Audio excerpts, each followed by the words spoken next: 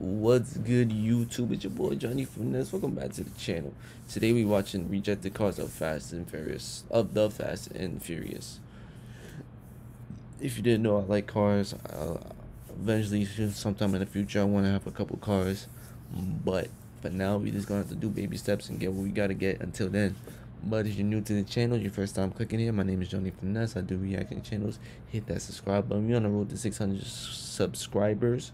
So subscribe. We're on the road to 600. Subscribe.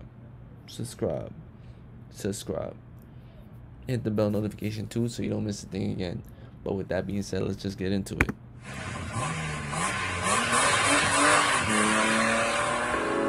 What would have happened if this car had replaced the Supra as the main car in the first Fast and Furious movie? Would Supra prices still be as crazy as they are right now? Hell no. What if Johnny Tran drove a Mustang instead of an S2000? Would race war spectators have been run down? All this and more in just a moment. Hello, I'm Craig Lieberman. If you don't know who I am, you're not alone. I'm a gearhead who's been tinkering on cars since the 1980s. I've owned more than 40 cars in that time. But I never dreamed that some of my own cars would star in a major movie franchise. My R34 GTR, my Toyota Supra, and my Nissan Maxima all had starring roles in Universal's first two Fast and Furious movies. And I served as a technical advisor to these early films. I love all things automotive, and my videos help me share my passion with like-minded people all around the world. There have been many great cars in the Fast and Furious movies over the years, but the cars from the first movie have become icons. Some of them have sold for insane prices at auctions after the film's main star, Paul Walker, passed away back in 2013. Paul Walker. I'm gonna put you on to something. Paul Walker is a pedophile. Paul Walker is a pedophile. Do your research. Paul Walker is a pedophile. The manner in which cars are normally chosen for a movie goes something like this. The director, the producers, the picture car coordinator, and a whole group of other people discuss the options, and a decision is made based on a myriad of factors. First off, the car needed to fit the character. It needed to be suitable for the action sequences written into the script. Can't be driving a lowered car on dirt roads. And of course, in this case, it had to fit into our meager $2 million budget. We also needed to remember that we were going to need 4 identical cars for any character.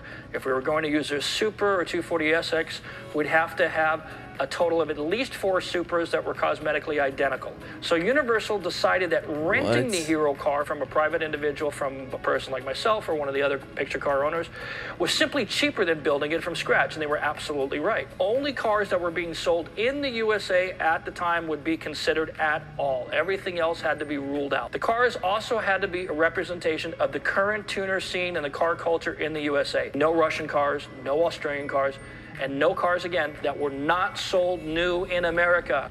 Supercars were ruled out completely for obvious reasons. This was a movie about the tuner culture in Los Angeles.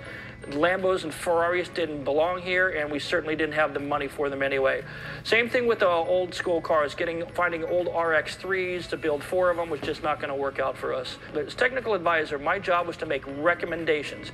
And so when I was sitting in that first production meeting, I went up to a grease board and I started explaining the food chain of Japanese tuner cars of that period. At the top of the list, of course, was the Skyline GTR, whether it was R32s, R33s, or R34s. After that, you look at cars like the Acura NSX, the Mark IV Supra, the Z32 300ZX. Cars like the Mitsubishi 3000 GT VR4 were definitely worthy of consideration.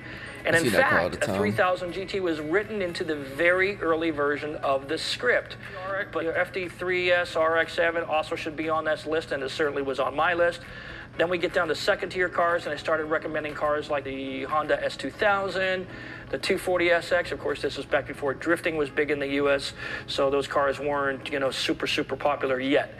Cars like the SW20 Toyota MR2 had to be in there. I figured a 5th-generation Honda Prelude might be good. Lexus GS, the S140 or S160s would probably fit if we did VIP style kind of thing.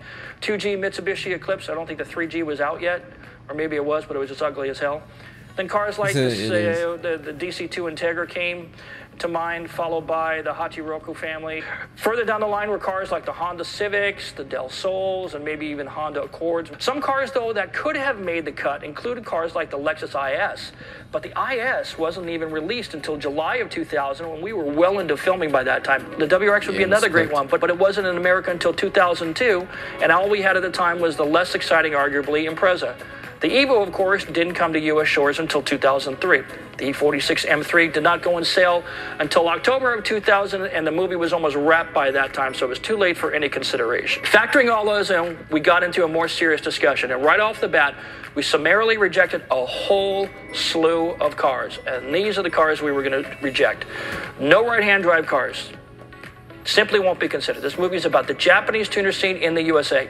Yeah. Yes, I'm aware that some right-hand drive cars were already here in the USA, but using them would be impossible because we'd have to fly 3 more over from Japan, then purchase things like body kits, prep them, paint them, modify them, and this just was not in our budget. And more importantly, we simply didn't have the time. Further, it was thought that the right-hand drive cars would confuse audiences. You've got to remember, this movie was not for car people, it was for average American young people.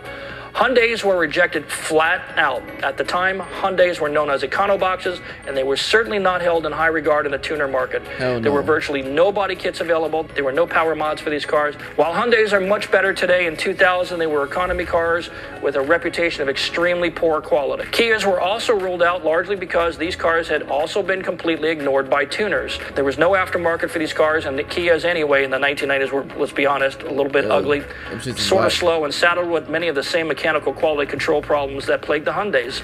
So those just weren't going to fit for us. All Mercedes vehicles were rejected summarily. Why? Because back in the year 2000, not too many teenagers were bringing modded Benzes to the street races, and Dom's crew certainly wasn't rich, so they just simply didn't fit in with the characters or what we were doing. The VW Beetle was specifically mentioned in the meeting. In fact, the final verdict was, it's not a manly car. Not my words. BMW Z3s were rejected on basically the same grounds, that many people thought they were effeminate or might be viewed as such by audiences. I've seen some fine examples of these cars at car shows over the years, but back at that time, frankly, Universal wasn't too hot on convertibles. It makes it harder to hide the stunt driver's face when a movie character is supposed to be behind the wheel, and ultimately it was a German car, and at that time they just didn't fit into a movie about street racing in the USA. All of the domestic sport compact cars were also ruled out. None of them were deemed to be desirable or interesting to audiences. Why not? Because, speaking frankly, the consensus was in the room that nobody was going to be excited about cars that they can rent at any airport. And at the time, in the USA, cars like Cavaliers, Sunfires, Saturns, and Ford Focuses were not popular in the tuner culture on the West Coast. Moreover, here in California in the year 2000, you almost never saw one of these cars modified. They just never caught on in Southern California. Mazda had, what, the 323 and the 626 at that time, but both were rejected because almost no one was making cosmetic or performance modifications for them. And the Miata was discussed, but an S2000 was chosen over the Miata because it was deemed to be more masculine. Now, I know Miata people are going to scream, but at the time, the Miata was mostly thought of as a car for girls. The world knows better now, but back then, the Miatas were simply not on the same level as a lot of the tuner cars. In fact, most people who drive them that I knew back then were women. So now it's time to take a moment to explain the reasons why we chose the cars that we did, because I don't think I've ever covered this in a video. So it goes like this. Brian started off in the Eclipse. Then he would transition to the Mark IV Supra. It was the other way around the way the script was written. In fact, it was originally written as a 3000 GT. But ultimately, the Supra fit the requirement largely because of the one-piece Targa roof. The scene where the roof is ejected out in the desert was written into the script from the very beginning. And since the 300ZX had a two-piece roof, it was ruled out. The 3000 GT could have been used because there was an option to have a Targa top on that. But the 3000 GTs that showed up to our casting calls were not to their liking, so the Supra got the nod. The FD RX-7 was our choice from Dom. The roll cage was going to be a deal breaker, though, and so if we got the owner to remove the cage, the car would be accepted, and that's exactly what happened.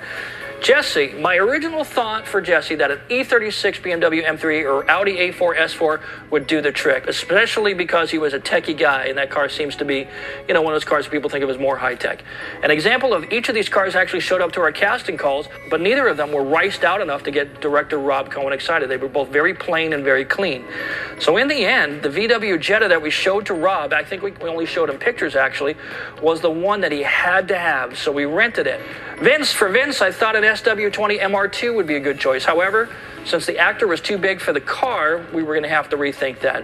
I then suggested a Lexus GS, again, the S140 or S160, using maybe kind of a stance look or maybe a VIP theme.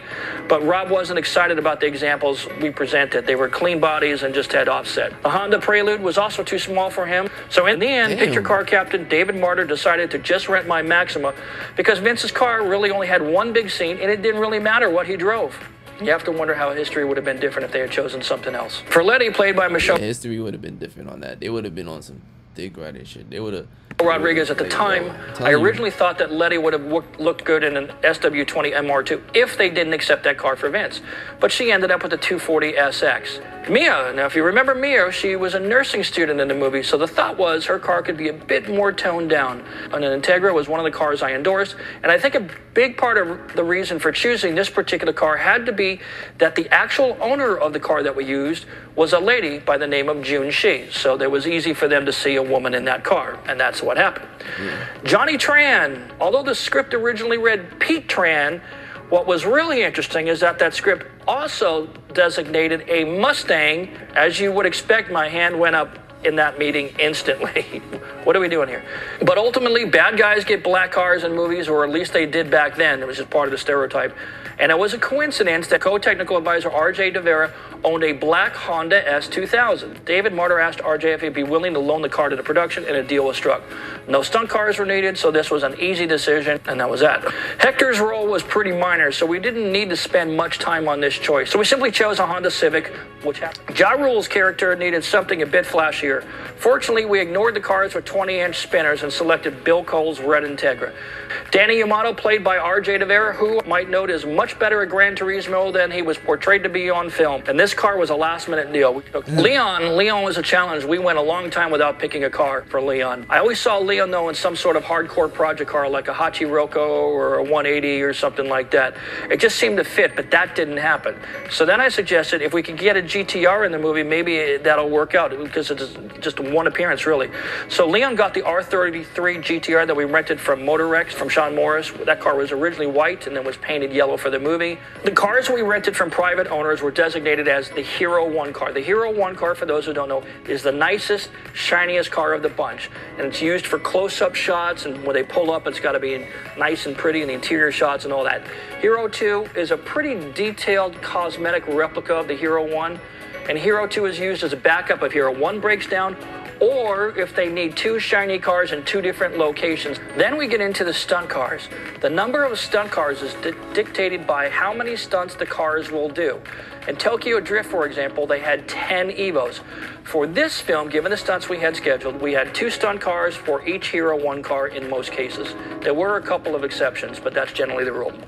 There's also something we call a buck or process car in some cases. The buck is for soundstage work and green screen. An example would be the car on a green screen as they're doing a background projected on a screen. And in a couple of cases, we'd cut a car into a shell and mount it to the MIC rig. I've covered this before. As an example, with my Supra, there were actually 6 additional cars in addition to my Hero 1 car. Today, the process of building movie cars in the recent Fast and Furious movies is very different. Instead of renting the Hero cars, these movies now have a $7 million budget just for picture cars. They can now buy or build whatever they want and build it any way they want to. The cars in the later movies that Dennis McCarthy and his team have been... No wonder these videos, get over dramatic. They got over dramatic over the time because they're not real cars. They're not cars you would see on the street. Like, if they really stuck with how Fast and Furious and Too Fast, Too Furious was, bro, and kept going with that, but just putting different characters and shit like that, I feel like that would have been fire, because it would have been the same level of cars. The whole concept of the movie is cars with a story, in cult culture. Like that shit would have been fire. And building, like the flip car, the Charger, and the Mongo truck are like, truly special. They're just absolutely amazing. But what's different is that in the first couple of movies, the cars stayed with the characters all the way through the movie in most cases.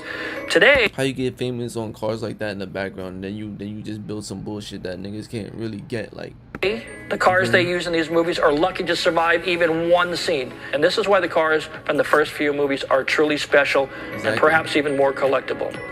That's going to be it for this time, everybody. Please don't forget to subscribe. It will really help me grow my channel. Yeah, facts. Subscribe. Subscribe. You don't know what the 600 subscribers, so subscribe. Subscribe. Hit that bell notification right here, too. Hit the bell notification when it says subscribe down below. It's your boy, Johnny.